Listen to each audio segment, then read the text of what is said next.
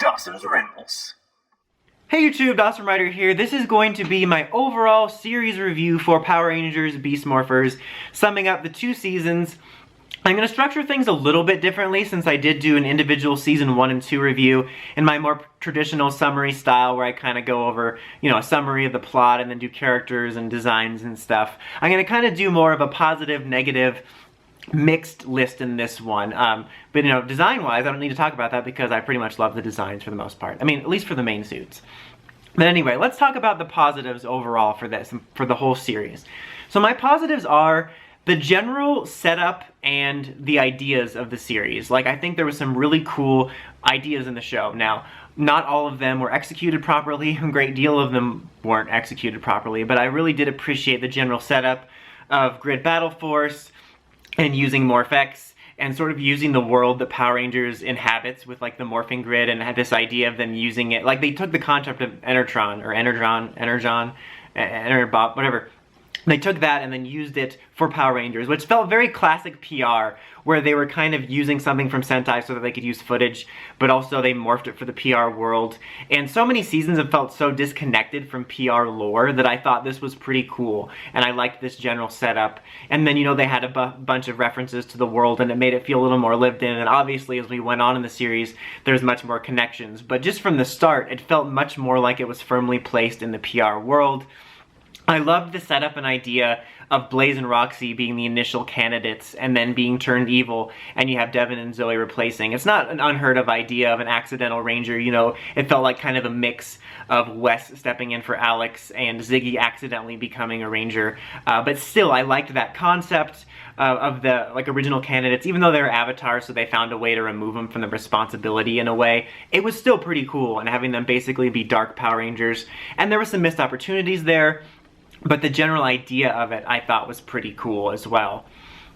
Also the idea of the RPM hybridization and it being kind of a side sequel and follow-up I think was very cool. The idea of the Ranger Vault also being more of a connection was also cool. The talking between the dimensions, both used when Evox became the mayor and when the RPM stuff happened, and the Dino team-up stuff was also cool, just because it, again, felt a little more connected than it has in years. Because back during sort of the Saban era, or even just pre-Neo Saban, you always felt like there was still a communication between Rangers and a bit more connection, and we've kind of been missing that.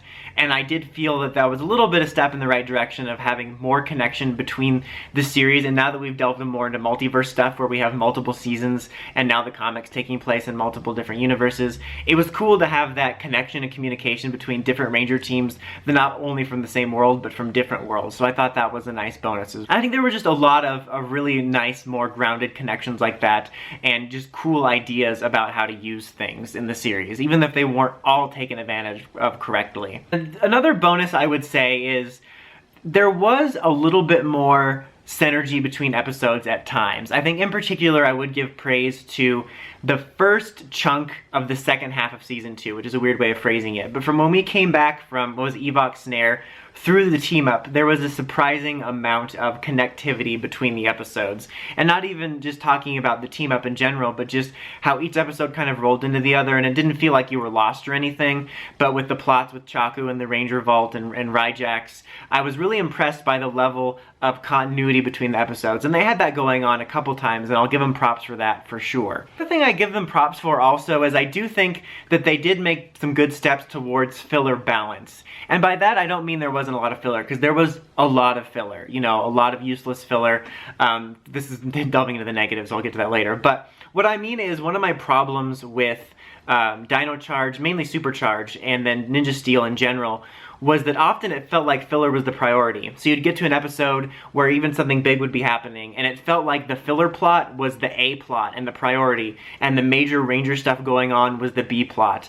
And I do think they fixed that for the most part in Beast Morphers, meaning when we were doing a major plot development, that was the focus. Even though there were times I was annoyed that they felt the need to shoehorn in a moral lesson when they could have gone a week without it, it didn't feel like the lesson of the week or the moral plot or the filler or whatever you want to call it was the main focus. When we were doing plot, we were doing plot. And I also think there was some incremental steps up in terms of some of the balance. You know, we still have that Stepfordy, Pleasantville style of character going on, but there was some minor steps up in terms of sometimes the characters were a little more natural, to have some flaws, sometimes a little bit more balance with that.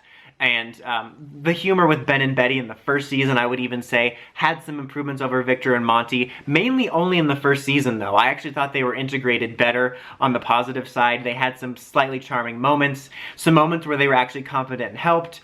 Their position within the story in terms of working there actually made them feel integrated. Unfortunately, they didn't carry over to the second season, but I did think that was a plus. Like some last little positive thoughts, aside from grid connection, I do think the team up and roll into them with the Dino Charge focus stuff was very good and surprising. Like, I was surprised how it ended up happening early, and felt very decent with all that. Say too, as another quick last positive, that it was really nice that in season 2 they didn't force a Halloween and Christmas special, and rather made use of those episodes for the Pan Global Games episode, which was effectively a normal episode, and then the clip show, even though there's some definite negatives there with the way they decided to handle the voice clips. It was cool that they made use of that to sort of extend the team up story and give us a different kind of more unique clip show. Now on to the negatives. I'd say the big overarching negative is, even though there was lots of little tiny steps forward, actually I would say the biggest negative, before I was like going to say the biggest negative, was it's basically still a Neo Saban season. That's what I was going to say, is that this isn't, I basically categorize this as a Neo Saban season. It still feels 90% the same. But I would say it's a tie. The two biggest problems is it's still got that Neo Saban feel, and missed opportunities. Like, almost all the stuff I just listed about positives, there was so many branches off of that weren't taken advantage of. But just to talk about it first, like I said, this still feels like a Neo Saban season. Even though there's some minor improvements, the characters still often feel very Stepfordy and unrelatable, and they won't even allow for meaner characters, like the Megan character, who was like a mean girl who was going after Nate's job. When she comes back, all of a sudden she's nice now. Like, could be a nice moment there out of her progressing, but I hated that they couldn't even leave one sort of antagonistic character. Like, there's characters in other shows that kind of flirt the line of both. For example, this is a weird example, if anyone watches the Big Hero 6 cartoon, there's like the Carmi character, was kind of an antagonistic character to Hero, but then there's also kind of a weird flirtation. But she still has like a little bit of that push-pull dynamic with them. It's kind of a different story overall, but that's kind of a decent example of allowing a character to mature and show signs of goodness, but you don't all of a sudden say, like, nope, there's no bad people, we can't have a mean girl. Same thing with Blaze, who is an absolute total douche, and then all of a sudden after he turns good, they act like he was always nice and never address it.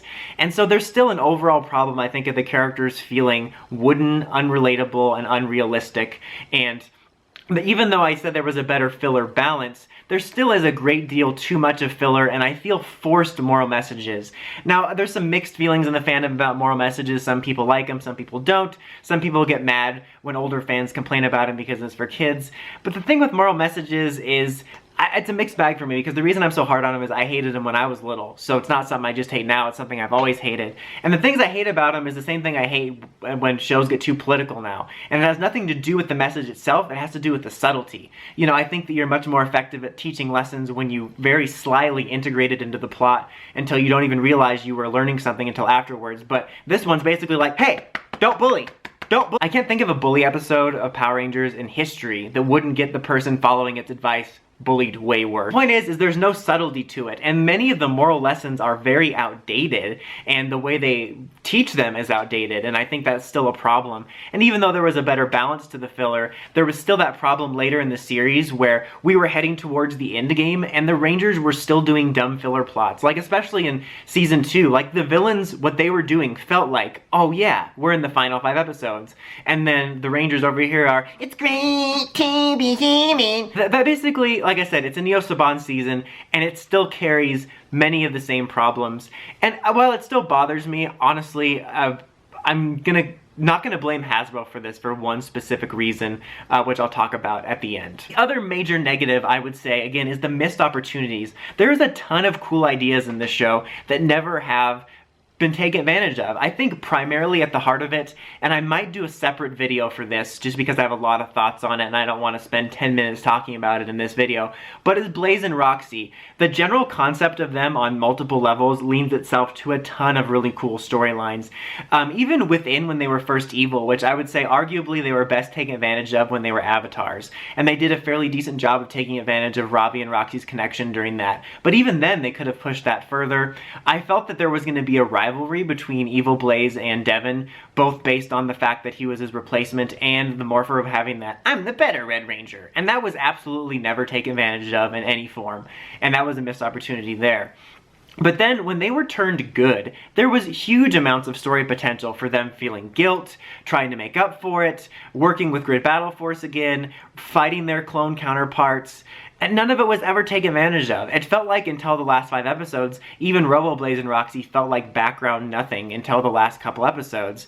And regular Blaze and Roxy were hardly ever seen. It really bothered me too that they never addressed, even if they weren't going to work there, why would they not address that? Because Devin and Zoe were unqualified replacements. Now, I'm not saying they didn't end up being okay Rangers or didn't deserve it or anything, but they should have addressed it because Blaze and Roxy were meant to be the Rangers in the first place, and the fact that there was never even so much of a line about why they wouldn't want to work with Grid Battle Force was a shame. But I think it would have been cool for Blaze to try to work there, and you know, that episode where it was Robo Blaze and he was duping them, I thought it would have been more interesting to have actual Blaze do that story, because he did have a much more harsh, jerkish approach, and that could have been a cool moment of highlighting his different style from Devin and maybe lead to some growth out of not being a jerk instead of just pretending like he wasn't a jerk the whole time. But they were a huge missed opportunity, one of the coolest ideas in the show, and there were multiple cool twists within their story that could have been taken advantage of. And ultimately, with how little they took advantage of them being saved at the end of season 1, it left me wishing they had just not saved them until the end of the series overall. Also, a ton of missed opportunities within the characters themselves. I think even with Zoe being kind of a recruit who was part of it but never made Ranger candidate status, I think there could have been some cool story with her there. Cool story with all the cast, even with Nate, who I'm not a huge fan of. I don't like Nate at all, but he talked about how he kind of grew up with the Morphing Grid and Ranger stuff. There could have been some cool stuff about how he dreamt of being a Ranger and he got to be a Ranger, and all the characters I feel had missed opportunities for really cool character stories, especially with how much the show loves to do filler. All the characters were ripe for great filler potential episodes. And that leads into another negative, is I feel, in particular, this show had a lot of stories where the Rangers were written, you've heard the phrase plot over character, this felt like filler over character, where the characters were shown in an unflattering light and made to do something that was kind of out of character or sudden or contradictory to their development for the sake of a lesson. I think characters like Devin and Zoe suffered the most, as Zoe was often maligned for screwing up a lot, and Devin had so many moments where he was like, I don't care about this because I want to play video games. Like in the team up. This was like a year plus into the series, Devin had so much development, all of a sudden he's like, I don't care about the Morphing Grid or you keeper games. It made him look so bad. And even later with the Devin stuff, which was an interesting thing about different leadership styles, and it wasn't unnecessarily like not believable that he might try to listen to Devin, or listen to himself, listen to Blaze to try to become a better leader. But how quickly he's like, oh, I should be mean to Cruz? To hell with you. Like, could have been done more subtly, and it felt like it was just done for the lesson of the week. And then it comes out of nowhere, it's like, oh, you might be commander. Not that I don't think Devin would deserve to be commander, but his development as being commander not only came out of nowhere, and with how often his character flip-flopped and seeming immature like that, it didn't seem right to me that not only it was brought up at the end, but from a character that frequently was like, oh, I want to play video games, or I'm just going to listen to you flippantly. Again, I don't even see that as the character's fault. I see it more as the writer's fault, and I think that could have been built up to better, much better.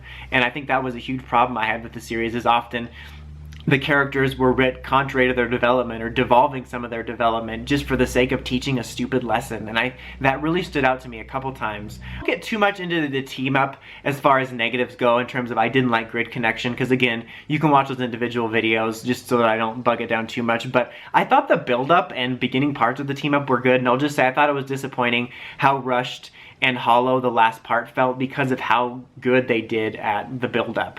Speaking of build-up, even though I liked some of the stuff like the Ranger Vault and the Ultimate Connection, which people saw coming a mile away in regards to Evox and Venjix, knowing that now and looking back on it, I kind of wish it had been set up a little bit more, because it kind of feels like it's all of a sudden hit you at the end, and I kind of wish there had been a little bit more hints throughout that could have been a lot more subtle. Overall, closing thoughts, I thought Beast Morphers was a mixed bag. It had a lot of cool ideas that I really enjoyed. I really quite enjoyed myself early on because there was some good improvements, and I think that there was also some really enjoyable moments in the second half of season 2. But I think most part looking back, it was kind of a mixed bag for me. Like I said, it had some moments I liked, but it also did a lot of stuff I really didn't like that was very Neo-Saban-y. And I think sometimes I was blinded by a little bit of the excitement of doing Go Busters adaptation and some of the stuff I liked and some of the stuff that went really well in terms of connections, that it kind of blinded me to some more of its flaws. I don't think it's really a bad PR series per se. I would say for me it's ultimately mid-ranged, as it's kind of basically a Neo-Saban season with a couple of bonuses, but I don't think those bonuses overall make the series better. Like, I would easily trade all of the past lore connections and stuff to make the show better overall. Streamline the filler and update some of the morals if they want to do it, integrate it better, treat the characters better, take advantage of opportunities and story and character better. I would trade all the little connections to make the show proper better. And overall, this basically was, like I said, a Neo-Saban season. But for me, even though I'm a little more harsh on it now, I'm not overly upset about it, because I feel what Hasbro has done, as I've said in previous videos, is basically they took Saban's setup, which they inherited, and just left it on autopilot so that they would have a product to put out there for TV and for toys while they work on their own stuff in the background. So I don't really see this as a true mark of what the first Hasbro season is, as I see this as a Neo-Saban season. I'm even prepared to basically see Dino Fury as that. I don't foresee very many changes on the horizon. I think these are basically going to be 4 more years of Neo-Saban seasons until we get the true judgment for Hasbro, and I think I'll truly be able to get a vibe for what Hasbro's tone and style of the series is after Dino Fury. So overall, I would say that Beast Morphers as a series was a mixed bag for me. I would probably give it somewhere between a 6.5 and a 7 overall. But what did you guys think of Beast Morphers as an overall series, both seasons? Let me know in the comments as always. Until next time, remember to like, comment, subscribe, and climb the steps and ring that bell so you can notifications for my videos. Dawson Ryder, signing out.